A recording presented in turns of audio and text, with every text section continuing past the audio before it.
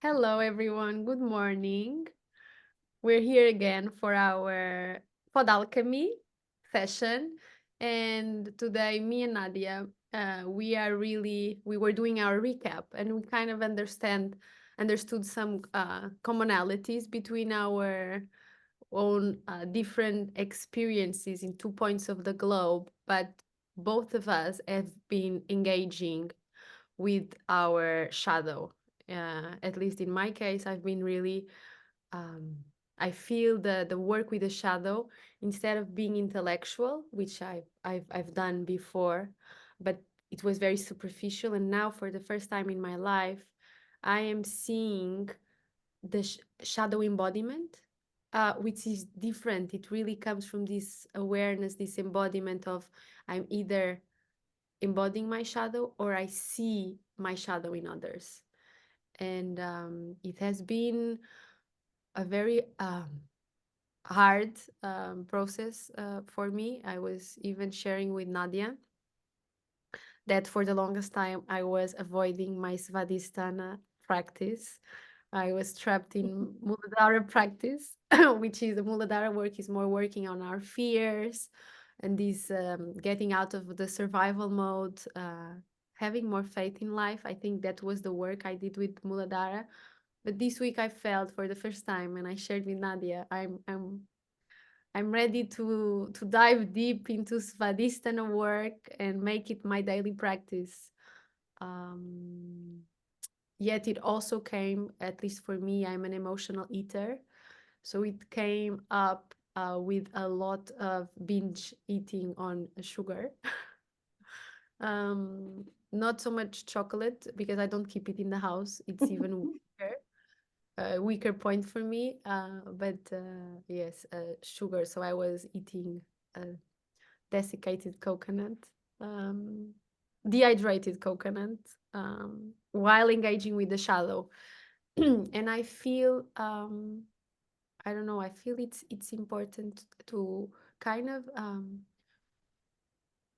show and share how it is, what how different it is to engage with the shadow from an intellectual perspective, which is reading the books, going on to courses and workshops and engaging with the material um, through through an external guide, versus, which is what I've been doing now, um, working with the shadow energetically and seeing the mirrors outside of me and inside of me. It's kind of like a game. I really feel it is a game.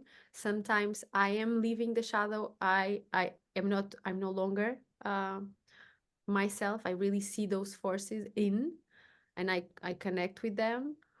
And then I also have this opportunity to go with my life and through my triggers identify where other people uh, they kind of like make a couple with my own shadow, and we interact, and then they become my mirror, and they are the external embodiment of the things that I have within me.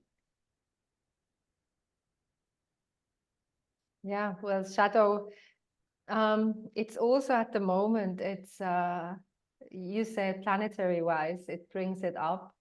I feel more and more, the more you go out of, I like that word matrix, the more you go out of the common consensus of just staying in the rat race, there is this space being created, even if you are still part of it somehow. And then you go into a certain frequency where you go into synchronicity with others. It's very interesting how it can be planetary or whatever. It doesn't really matter. It's just very intense at the moment how much synchronicity is in it. Like you are in Portugal, you have your life. I'm here in India, I have my life. And then we've seen quotes of teachers online that have literally 2 hours after we have spoken about something, they're quoting something without they wouldn't know what we just spoke about, but it's just in the field. And if you are not, or let's put it that way, if you have enough dedication to something, and you're not so sidetracked, you go into the synchronicity with others. And at the moment, the shadow is very much, I feel the shadow is going through another round. Maybe also because we're coming into Aquarius, Pluto and Aquarius, the planetary situation. Basically, with the shadow, we're just being very much confronted with ourselves. And I'm going through a big piece myself, and I am not really truly intellectualizing the shadow. I have that less than you, this need to intellectualize. I find in my work with people, it helps to understand the shadow. And it helps to understand why it is. It helps to understand. But in the first place, we need to feel it. And it's this feeling to go in the body, and it comes often without a story. It's just this feeling that you feel something in your Swadhisthana, and you feel something is off, and you feel that you are not reacting. Like there's different parts in your system. You have these different parts. Like one side of you is walking left, and the other one is going backwards, and the third you is going up, and the fourth you is going down, and it's creating a whole big of confusion. Meanwhile, you think you're just saying one statement. And everybody around you who is perceptive sees the one going left, right, up, and back. So we think we are very clear about what we portray to the outside, but people who tune into us, they see way more than we think. So that's why the mirroring is so important. It's this, the shadows basically is all the aspects of our being which is hidden. The shadow is what we are not, we ourselves are not consciously aware of, or we have not healed yet. Those things which knee-jerk us, which I feel sometimes backstab me, or what I define as me. And what I like to do is, and we kind of like to play with that, to give it names, you know, to give certain aspects of your personality names. I've just discovered a new shadow of mine, which is like a fluff ball. So, you know, this, and there's sometimes a shadow behind the shadow, and this makes a whole big Shakespearean play. And it's when you actually tap into this energies of that particular shadow. Me too. I've rediscovered Snickers this week, and I do not like this this mass production foods, because I know what's in there. But it's just this urge also to pacify myself. It's like a pacifier, to pacify myself with this sugar, to calm down my nerves. The shadows is not something that we particularly like mostly about ourselves. It's aspects of the self that we push away, that we do not want to see ourselves, but definitely do not want others to see. And there's a lot of shame connected to it, a lot of maybe also guilt. But the more we see our shadows, like you said before, the more we also see other people's shadows. We can see whatever we've healed in ourselves, we can also see in the other, and we actually become better judges, you know, judges of character, and we develop the better inner compass. But such a complex theme. It's such a complex thing, even to talk about it here, because it really works without words mostly. Now, that has been something that you have been teaching me, and like, to me, I remember it was very important in my process, because I really tend to intellectualize and get trapped in the hooked in the whys, and I don't feel. I'm opening myself up to more and more feeling the body. but for the longest time, I don't know what is feeling. Even when we were talking just minutes before, I was like realizing how there's this internal world of sensation and connection. The Svadhisthana, for those that don't know, it's like it's our reproductive system as a woman, like the ovaries, the womb. And for the longest time, I was inhabiting this body, yet I had no relation with it whatsoever. So I couldn't feel anything. I could not feel if I had a pain on my left or on my right. I was so disassociated from body, and I rejected it for the longest time. I deemed it as weak, like my mind really was in control, and I was always living in the past or in the future. What I realized is that in order to feel, I need to be anchored in the present. So that was why, for the longest time, I felt I was living and feeling and feeling my feelings and emotions, but I could not access the feelings. The emotions I could, because I really have this very strong wave of emotion. It's impossible to ignore, but I would eat my emotions, or I would distract myself not to feel the emotions. But the feelings, I really feel now that I had a huge, and I still have a huge block. And it's exactly, it came through the really domination of the mind in my life. And so starting to engage with the shadow work, for me, it really has been a very hard process, because even when I thought I was engaging with the shadow, I was becoming it. I was not, I right? It was like, let's put a little bit of Nadia is laughing because she she saw it firsthand. It was very intense, yes. Yeah, and I could not see that. I could not see that one. And I was like, yeah, but I'm doing my work. Like I am engaging with the shadow. I was becoming, I was losing myself to the shadow. And this You goes to my became the second. shadow. I became the shadow. Yeah. Yeah, it's like because we most of us, in order to act socially and behave in this world, we are in direct connection with our ego and our persona to the world, but we are not in connection with the shadow. So it's hidden. It's pulling the invisible strings from behind the curtain of consciousness. And the thing is, for me, like the moment I start to intellectualize it and even like enter the field of shadow and trying to do shadow work, it was like suddenly, like the shadow was unleashed, like was without any control whatsoever, and I was acting it out. But like, yeah, but it was interesting because I was in a safe container with Nadia.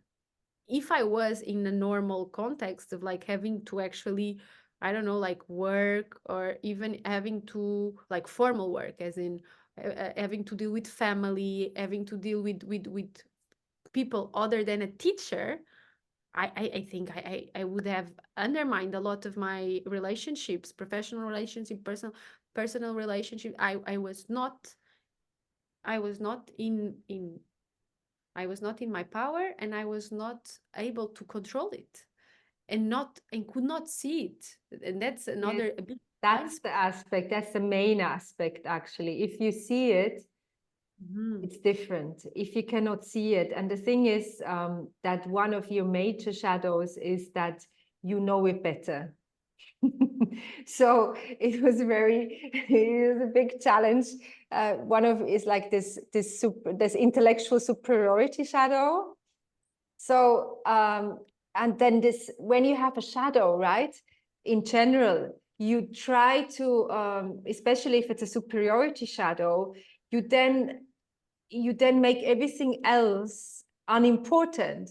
So because of the intellectual superiority shadow gets fed with all this I find personally it depends very much, like to get some intellectual studies. It's very good for certain types. But when you already have this intellectual superiority shadow, and then you get fed a lot of information, you're like a snow, like, you know, these machines that spit snow when there's like a ski resort doesn't have any snow. Like a Swiss person, I know what it is. Like it just spits out everywhere information that what you've learned, because it's, you feel deep inside so insecure and unstable emotionally. So you have to go into superiority thing, and you just spit out all the information that you learned about shadow without integrating anything. And yes, that was intense. The beautiful thing is that when not everybody manages to do that, a lot of people give up at that stage, because then, of course, what happened to you is like, I'm this mirror. I was just this mirror, and then you looked at me, and you got just by looking at me, you actually saw yourself. Mm. And you got so angry with yourself, but you thought it was with me. And then this whole shadow projections, yes, and yeah, I knew what was happening, but it's something that also, it's actually touching on another point I just quickly want to say, but without getting away from the shadow, is that when you do things that you in a container that people cannot hold the space, or that you do something which is too fast, that can really, like, your soul can defragment. It can just go too much, too quick, and you can actually re-traumatize instead of healing, you know, if you don't know what's going on. Because in these moments, even though you intellectually understand, you disassociate from yourself, and you do not actually feel them, because whatever piece of information you get from the mind, you need to somehow bring it down into the body. Until we have fully embodied it, then we can ascend. We cannot ascend without descending first. The piece that we have all got this savior side as well is that you have this capability, you have this ability to step outside of yourself. You have this ability to go into this meta persona. Not everybody has that, but it helps with shadow work when you have this ability to watch yourself like in a movie with all characters around, and you go outside and you watch yourself. You know, that really helps. Yeah. And then actually see, you know, like sometimes you want to film a person, the mimics. The person thinks, with a food shadow, for example. I had it too. I've never seen myself with food shadow because I wasn't filmed, but I have seen Salomé's food shadow. Let's introduce it. It's called Golomet. Yes, it's called Golomet. It was you that named it, and it was yes, from Gollum, from Lord of the Rings, precious, you know. For her, chicken bones were the diamond ring, you know, precious. And you know, the greed and the urge to eat that, literally very basic instinct. Yeah. Which is okay. It's just funny when then somebody like you can appear to this prim and proper, you know, and then Golomet takes over and you still think you're prim and proper, and everybody's in a kind of shock around you, but you think you're like just so prim and proper. Same thing, you know. It's we've all got those shadow sides of ours which are very obvious to the others, because our whole mimic changes. It's just something like a little monster coming from inside out. Or I have the fluff ball shadow, which is actually a sandwich shadow in between the one side of myself that I consciously portray to the outside, and the polar opposite of that side, which is in the dark. And it's becoming more and more conscious, but there's like a fluff ball shadow in between, which kind of plays games with those two sides. And this fluff ball shadow, I come across very strong in many situations, and I am truly. there's just some Achilles heel points, and suddenly my hair goes like ding, and I become all fluffy and all like agreeable and all. It's when this point gets hit, like the golomet comes out when you're hungry, of course, and this fluff ball comes out when there's another point, like it's like a trigger point, and then it's just my head goes ding, and I start to realize also how those aspects are showing up in a certain teams, like certain shadows show up in certain teams, and how the polar opposite in a certain shadows that are also golden shadows. There's certain it's not always negative, it's just what we are not aware of. And when you look it in the eye, like, hey, I see you. What happens, I've become way more open to criticism from people. I used to be very personally offended about criticism, like many people do, but everything that I have integrated, everything that I have been told once, I've been mirrored, or I had to really integrate it in body. If somebody says that to me, it doesn't do anything to me, because I know I have that side. I might not like it, but it doesn't shock me anymore. It's not like something I hide and from the world, and if it's seen, it's there's no shame to it. It's just yeah, I know I have it, and it's not that I particularly like it. And also certain things are just it's also in the eyes of the person who looks at you, you know, whatever, if that hidden side in you is triggering the other or not. And mostly you're triggered by the things you hide yourself. Yeah, you're at least to me, like I really get it that most of my triggers are either things that I have and I don't allow myself to live, to embody, like this thing of the judgment. That was a big one for me, and still is. Yes. Is like I'm Yes. overly sensitive to other people's judgment because I do not honor the judgment that I carry, and I actually carry a lot of judgment within me. And Yet you don't show it. yet no, I repress it. I don't allow myself. And that's why it's triggering when other people express it. Yes, because it's like, how are you living my own truth, my How own life? dare you say what I think? Yes, exactly.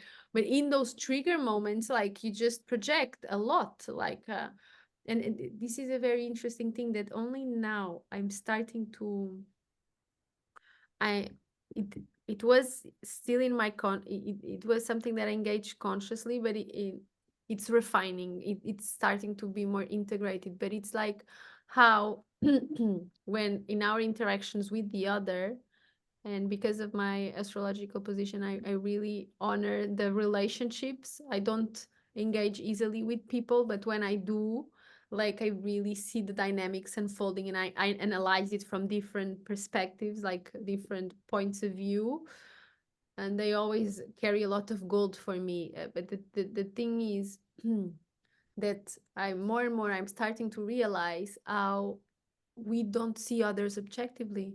We really see the others through our perspective, through our lens, the lens through which we see the world.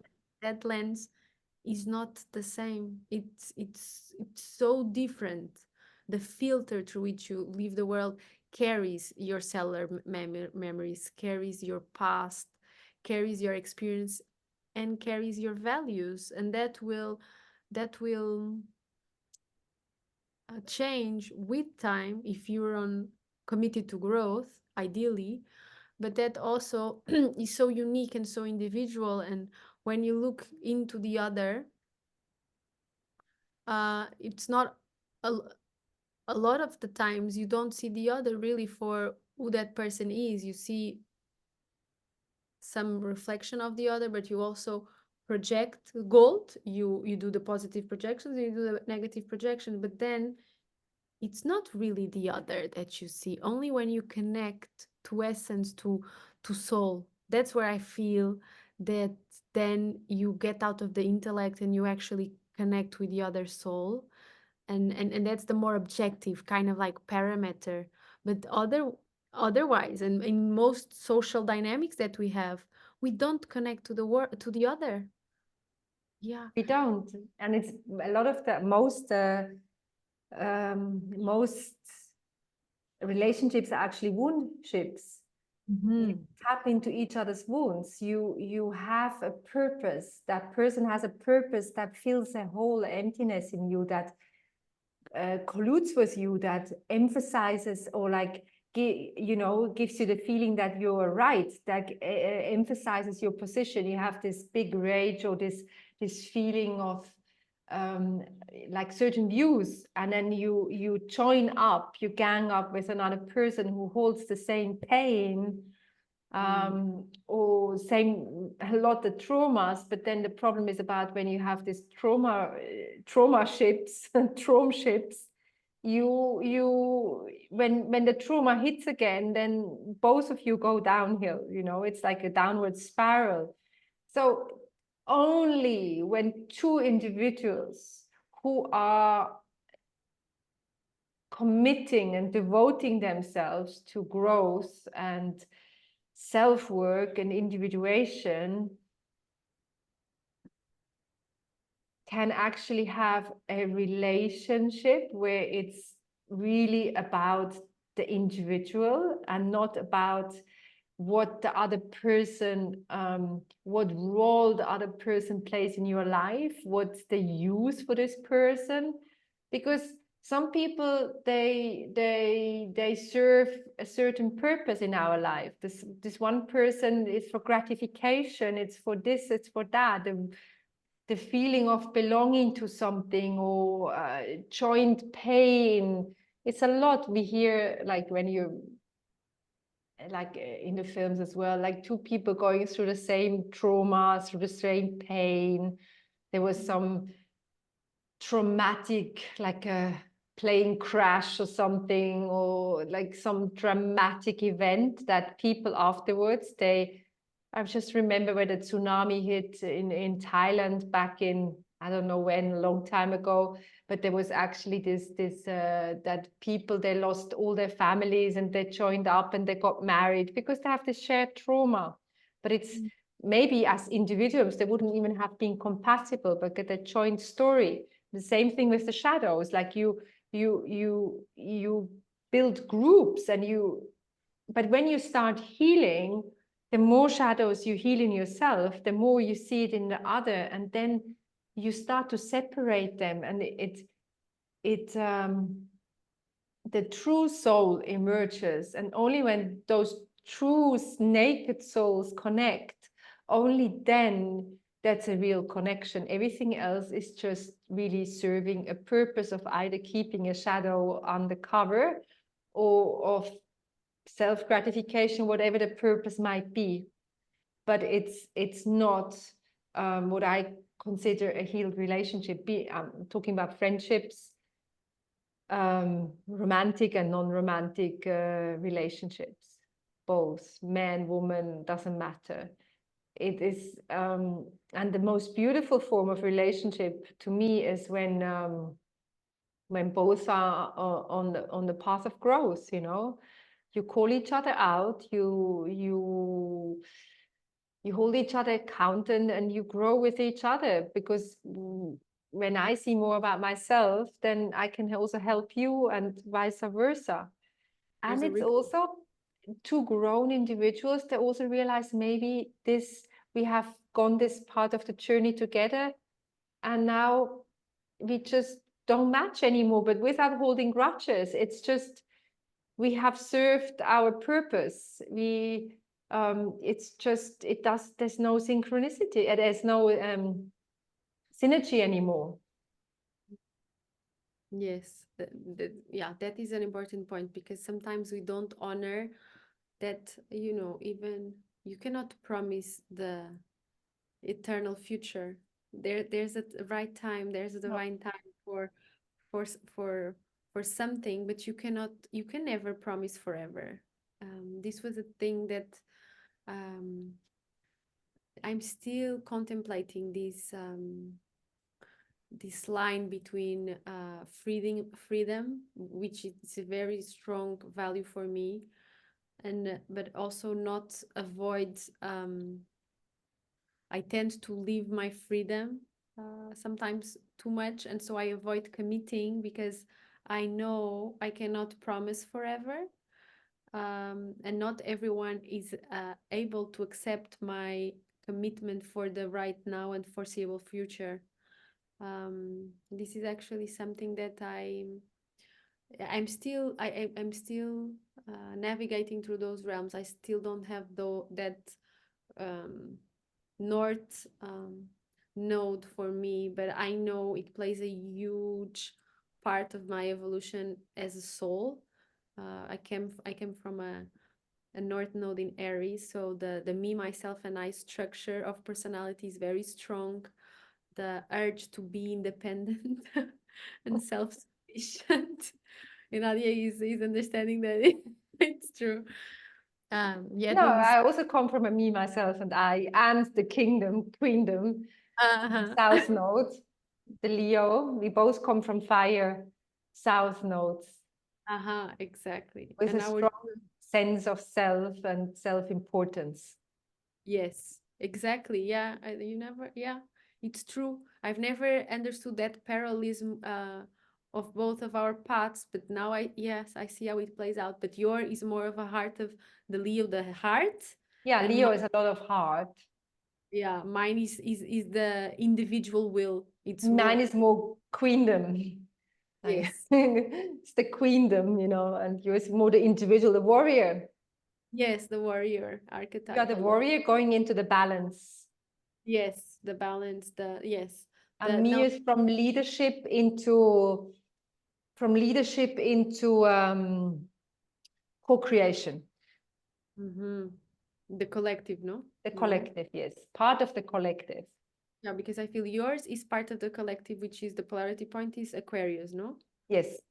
And mine is more it's the relation. It's more like one to one. And I feel not necessarily yours is more one to whole kind of thing. Yeah, but You I like the one-on-one thing a lot because that's very well, no, it's one to many. Like Leo is me, I'm the leader, and anyway, but that's we're going into astrology. About the relationship you were saying, about the commitment, about the but yes, it's about finding the balance there. You actually, it's like finding the balance. I also feel there's a time and a place in life. We go through different phases in life, and I truly feel we have to be at a certain point within ourselves until we can go into relating consciously, because we need to have healed certain aspects of our personality, of our personas, to be able to relate in a healthy manner, because otherwise we go into resonance with the same unhealed business with other people. This whole fluff ball shadow of mine, I haven't shared that with you yet, but I know it's trauma related. Some shadows are trauma related, some others are, there's many reasons. It's just also personality traits within yourself that you've realized as a child, which were not very popular in your surroundings, that you've put in a black bag, like Robert Bly says. I've mentioned it before. I really like this analogy. Like Robert Bly said, all these personality aspects in your childhood, because it's so essential for you that you have a roof over your head and food on your plate. So you need to be behaving in a certain way that your parents don't kick you out on the street at the age of 3 or something. So you start to tuck away certain personality aspects you into this black bag, because you realize instinctively and accurately that it is not something which is particularly honored in your surroundings. And that might be very different. Something that my parents maybe like, Salomé's parents dislike, and vice versa. It depends very much what you put into there, according to the surrounding you grew up in, or if there's space for your personality. There's also children who grow up in a space where there just is no space for them because there's too many problems around, not enough resources. So they put more into that bag. So it's also those, but there's also some extra shadows which happen later, which due to trauma, because it just hurts too much to deal with them. Since you have this bag already, you go like, okay, in there too. And then you develop certain patterns, psychological patterns and behaviors. They still express themselves, but they do not express themselves consciously. It's like steaming out from this black bag, taking on these golemettes and fluff balls and uglier creatures too. Actually personally, I feel more ashamed of fluff ball than I feel of the dark queen that I have as well, because I kind of personally, I like the dark but powerful personas better than I judge weak more than I judge dark. That's also my personal thing. So if I am outing myself as a fluff ball, having a fluff ball aspect, that to me takes more cringing than outing myself as something dark and powerful. It also depends. Some other person might find that way more difficult to it also depends on your past, where you grew up in, what was judged in what way. Exactly. And then it's showing up anyway. It comes out. It's like when you put a bag of fish, like a fish head somewhere, it starts to stink. So it smells.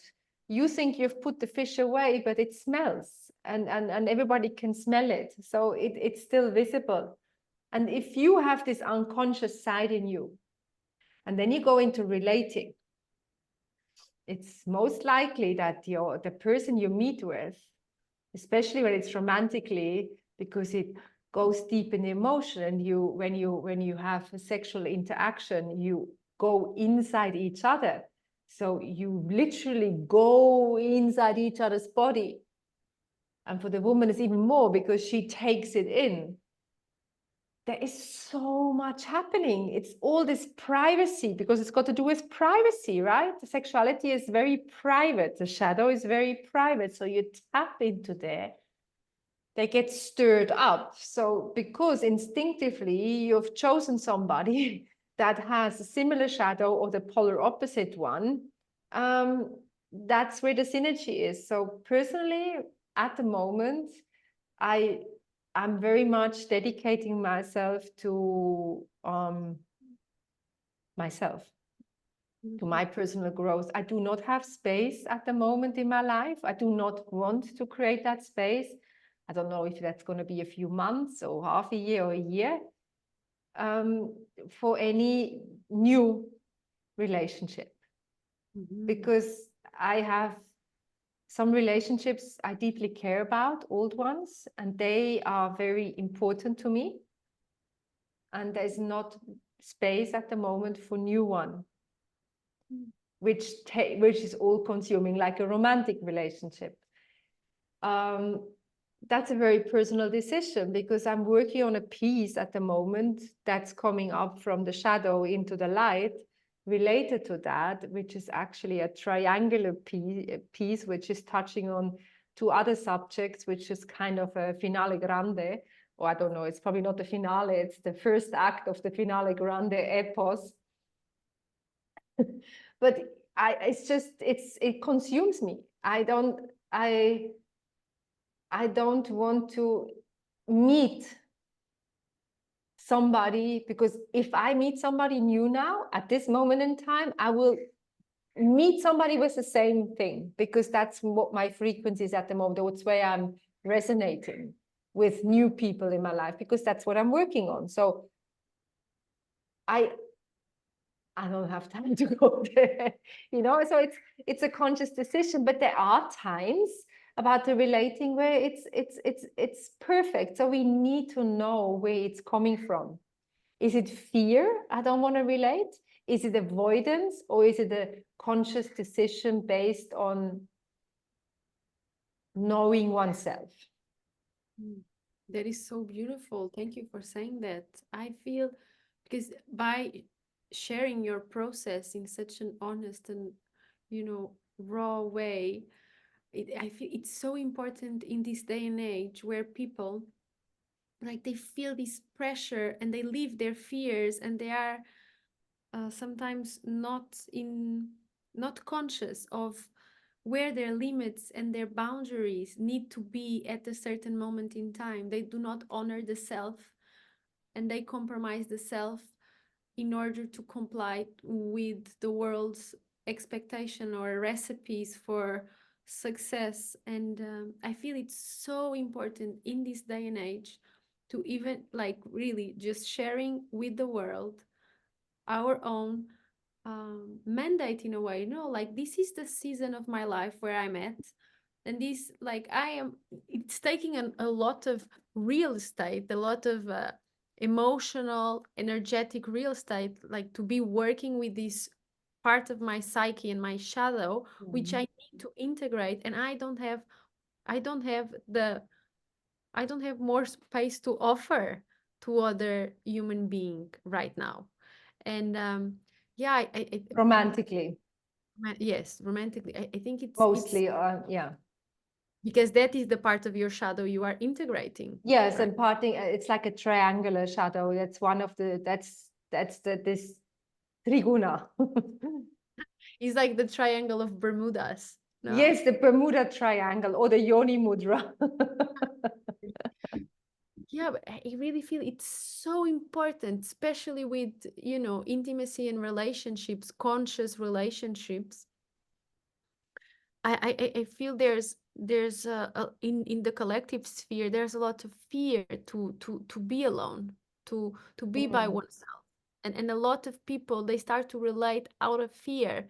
And if that is the base frequency upon which you go out there and you cast out the world, first you're in this need frequency. So you are going to there's a desperation that maybe you don't feel, but it's being sensed outside.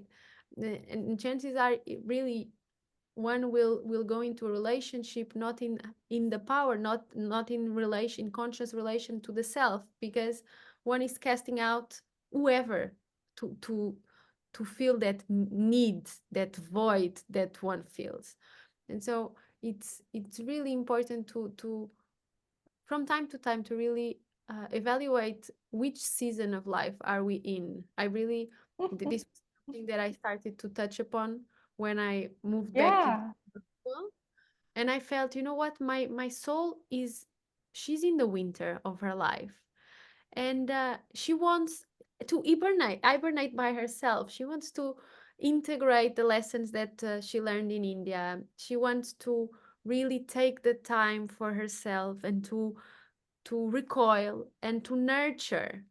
And I felt a lot of pressure from the outside world, even from people that genuinely cared about me, but I really felt how they projected their own inner space onto me, and they would say, "Yeah, but don't aren't you too young to be living by yourself, secluded? Like, I'm doing this because I want to, and because it's really this season of life that I feel needs also space, time, and solitude to be anchored in the self." I really feel that. And it's coming with you. It's totally coming from an aligned place. I feel that.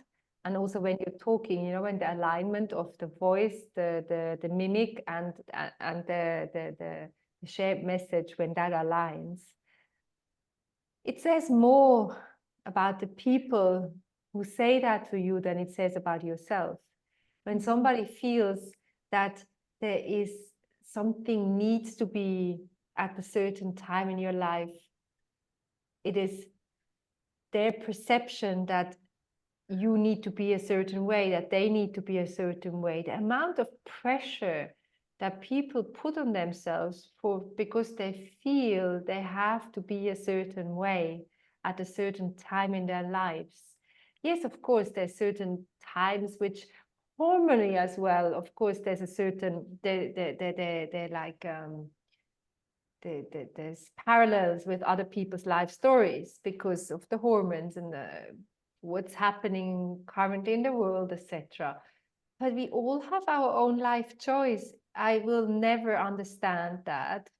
And even though I have a judgmental archetype, but judgmental in both ways, that doesn't go into there at all. What one's personal life choice, if somebody chooses to be single or in a relationship, live in the country or in the city, be rich, like consciously choose to make career or consciously choose not to, or consciously want to have 20 kids or no kids, or I got married at 22.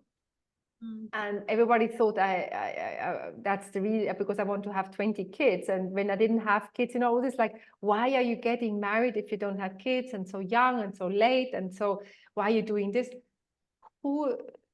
I am the one who lives my life. I'm not hurting anybody by getting married or not getting married, or having kids, not having kids, as long as I take responsibility for my actions. It is very it's also coming from a very wounded place when you feel. I have this situation actually. I had this discussion with 2-3 women that I share friendships with from a long time, and they're similar age group like me. And there's this pain of being in the menopause or post. I'm just going in now, but there's some women who just passed or entering it. So and it's this relationship thing, like the last chance to get a man, and it's like a rat race. And I'm like, I'm now, this me is talking, somebody who went to clairvoyance in the past to hear about my my destined man. And I was, whenever I had a chance to speak to any coach or any setting, I would always ask about the relationship thing first, about sacred relating later when I got more spiritual. It was so omnipresent. It was so important to me. It was so, and that's me speaking, right? So this is not something I haven't gone through. It's just that for me personally, something very different happened in menopause. It's like this, I don't have this sexual urge at the moment at all.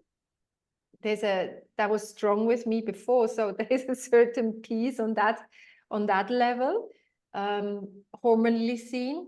So I feel I have this freedom to do the things I truly care about, and that is my spiritual journey, my spirituality, connecting with God. It is my me time, my individuation, getting to know myself better, becoming the best version of myself. So I have to do less work in my next life. To teach, to be with my animals, to be with a group of close people who really on the same page, interested in the same things. And if I feel a certain freedom around it, to not have the feeling I need to anymore. And when I meet a man, the chapter is not closed for me. It will be somebody who is like me. And especially once I've looked at this trigona thing, Bermuda Triangle thing, I know that I will come out, or I'm about to come out different on the other side. I will not fall into the same traps. Exactly. Yeah, I'm done repeating myself. That's the thing that I can say. And when you, at your age, I wish I'd given myself the freedom to feel that way that you feel now. I really wish. And I think it's admirable because it comes from an aligned place. It doesn't come from a running away from a place. If it comes from an avoidant place, then it's different. then it's something you need to go into it. But when it comes from at the moment, it's not the time. Yeah. Yeah.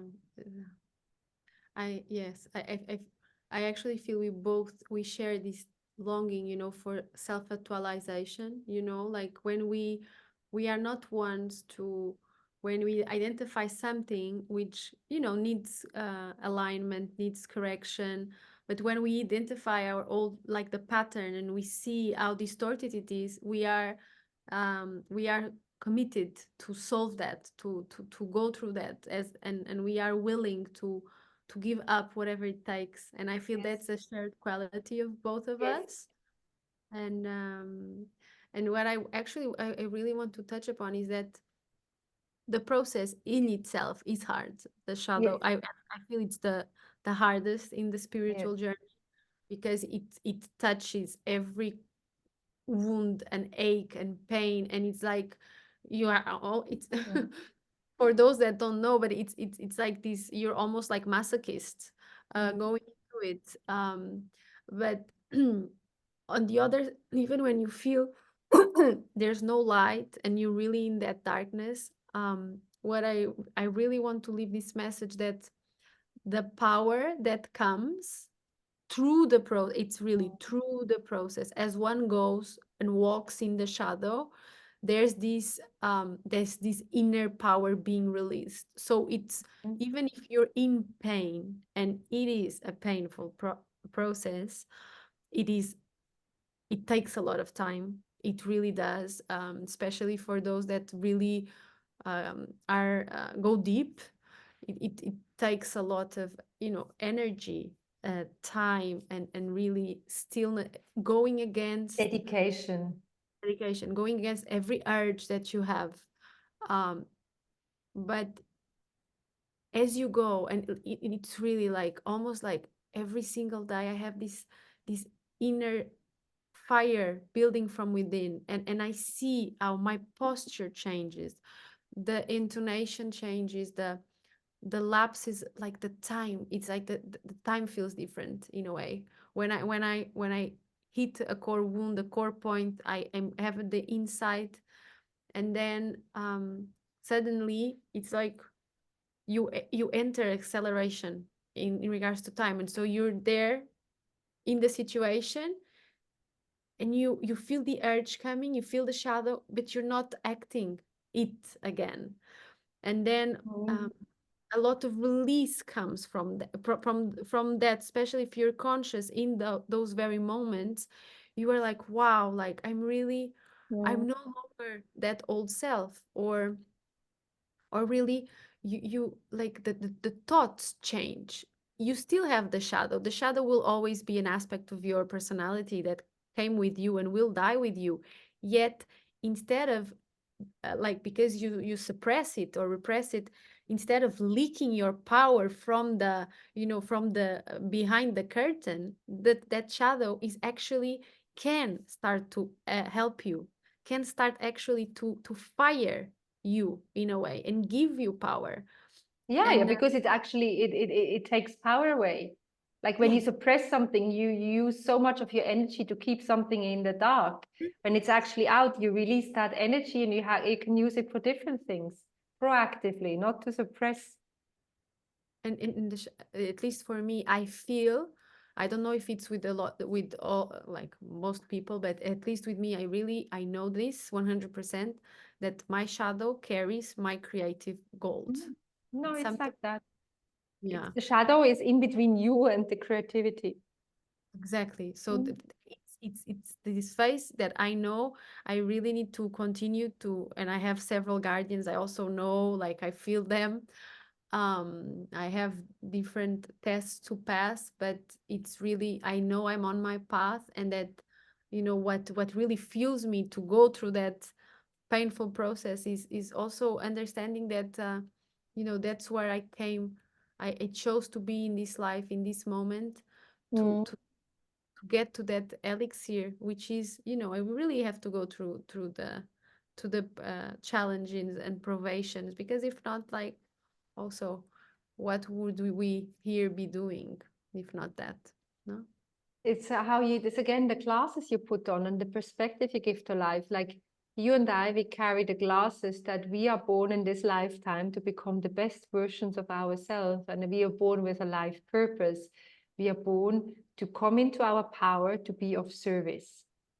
And to be of service means we need to be in our power to be of service. And it doesn't mean in a depleting way, because if we do what we're meant to do, what we're born to do, then it flows through us and it doesn't come as an effort, it comes effortlessly. I see the, yeah, that's what your perspective. So it's the glasses you wear. I see the shadow work when you, the analogy on the physical, because it's also very psychological. It's very, it might feel a bit like masochism to some people to do that. And there's this, it's also a trauma response that you just want to go to the light, this just wanting to ascend. It's a trauma response because to go down would be, to descend would be too painful. So when you want to look at it on a anatomical level, it's like you broke an arm and the bone grew back in the wrong way. So you cannot actually do anything with your right hand. Your handwriting is not good. You have problems. You have pain every day, which really has an effect on your life. So you have the choice of going on like that, and it's going to get worse and worse. It's going to get inflamed, and you take medication, or you can break the arm again, and you can go through real pain, and but then put it properly together, and you'll be good. You know, that kind of thing. So shadow work is like breaking the arm again. Oh, yes. And then afterwards grow it back in alignment. In your life, you know, this, when you have these things, these repetitive patterns, when you go and say, why is this always happening to me? Why do I always meet the wrong man? Why don't I find a job? Why am I constantly sick? Why are people using me? Why am I always having accidents? Or why are all men leaving me? Why? And then this feeling of not knowing what is actually happening, why it's happening, and the fear of it happening again, and this total lack of control, because you just don't know what's going on. Most of the times that has to do with your shadow, or the frequency you're in, the resonance you're in, the way with what kind of people or events you go into resonance has a lot to do with unhealed aspects of self. So the good news is that you actually can come into empowerment, because you start to recognize patterns, you start to understand why things are happening to you, and you get an opportunity to heal that wound in yourself, or to get to know to that shadow in yourself, so you can transform and transmute it. It will not go away, but you can become the boss of this shadow. Like you say, it's like a team in your, like you want, you know, and you're like a boss and you run a restaurant, you have 20 employees, and then everybody does what they want. It becomes chaos, but you know, you still got personalities there, but you have to create a system. And the same thing with your shadows. You have to get them in, you have to get those ducklings in line, you know. And yes, you're like the conductor, no? You want to be in charge of your internal system.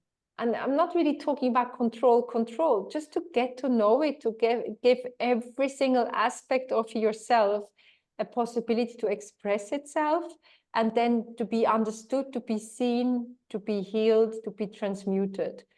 And it's not an easy way. Honestly, I think it's the only way. It's not easy. and you just have to take a plunge, go through, and you can come out differently the other way. And you will change those glasses you're wearing, because once you're going through this purging process, the conditionings that you get from society of how you should be and shouldn't be, it just go like, what is she talking about? It's like, one of the worst things for me was, I was the person who watched things like Bridget Jones. Me too. No judgment. But in the sense of like, don't care what people say, you know. I think even she in the third film that I haven't seen, she actually came into this position that she didn't care anymore. So she also made this process. But it's this story of like, the worst thing is that you have to go alone to somebody's wedding, you know, when you're single again. And it's like when you look at it, when you have different glasses, you like the glasses I'm wearing now, it's like, huh? Why is that? What's the problem? It doesn't matter if I'm in a happy relationship, in a good relationship that serves me and serves him, serves both of us, because you should be a valid added value to each other's life. Yeah, if not, if I know everybody or nobody, what difference does it make? It just doesn't anymore. Yeah, this was actually something, even when I was not so spiritually connected, was something that never, but I it never really caused me any confusion.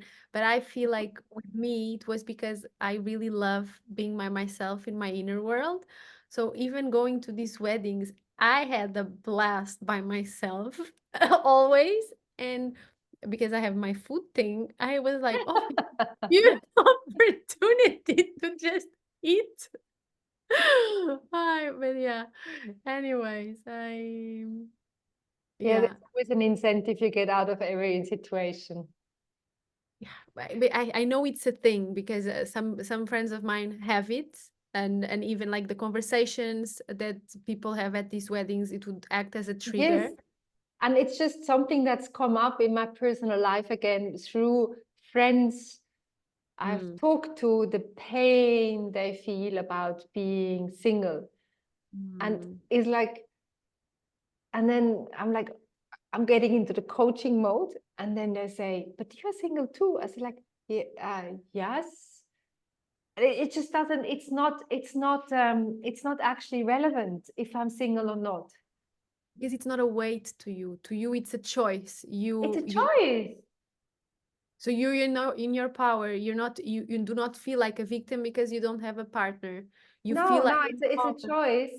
And it is still a choice, which of course in India is very weird. uh, But maybe it took India to get past that. And just something I want to say, I think we slowly wrap up for today, but just something I feel very important to say, and it might ruffle some feathers, you because I want. wanted to say that before, is when you're in a relationship and you actually start the spiritual journey, it is like, you know, it's too, like there's this woundship. I didn't quite conclude that, but I think it's important. There's this relationships when you're in an unconscious way, they also, you meet in a certain phase of your life, and it's most likely if you're two unhealed versions that you fulfill a role in each other's life, which is that life, that phase you're in. So if one part starts a healing journey and the other doesn't, the probability is really quite high that there will be an alienation. There will be it doesn't even have to be a falling out, but there's a resonance goes, because let's not maybe do it hierarchical, but it can also be like this. It's just that the resonance fades. And then wanting to hold on to a relationship, or it can also be friendships, of course, for anything that is just not serving, that's holding us back. My circle of friends pretty much I have very few friends left, but the ones I have, they are genuine, like the old friendships I have, you know, they might have gone a different journey, but we've always met again. And it was, the resonance stayed. And there's something very powerful and beautiful about risking again and again to lose each other. Not because you want to do it because you want to lose it, but just to give each other this freedom of evolving, to give each other permission to grow, and then to do each other whatever needs to be done for that person, and then meet again and go like, wow, respect. And they can actually it can grow. There's such beauty possible, which there are people who say they've had 5 relationships when they were together, maybe 40 years, and both were devoted to growth. And each time they risked losing each other. But each time they took all the risk, but also, and I think that's an important thing, the dedication to meet each other again, but not risking losing themselves. So it's not this loyalty or anything. It's like, you know, you can have a dedication to each other to try to make it work, but it can never be at the cost of not growing. I got goosebumps. And I feel that's how we need to wrap up this one. It was a beautiful, very strong message. Thank you, Nadia. We see you back again. Namaste. Namaste.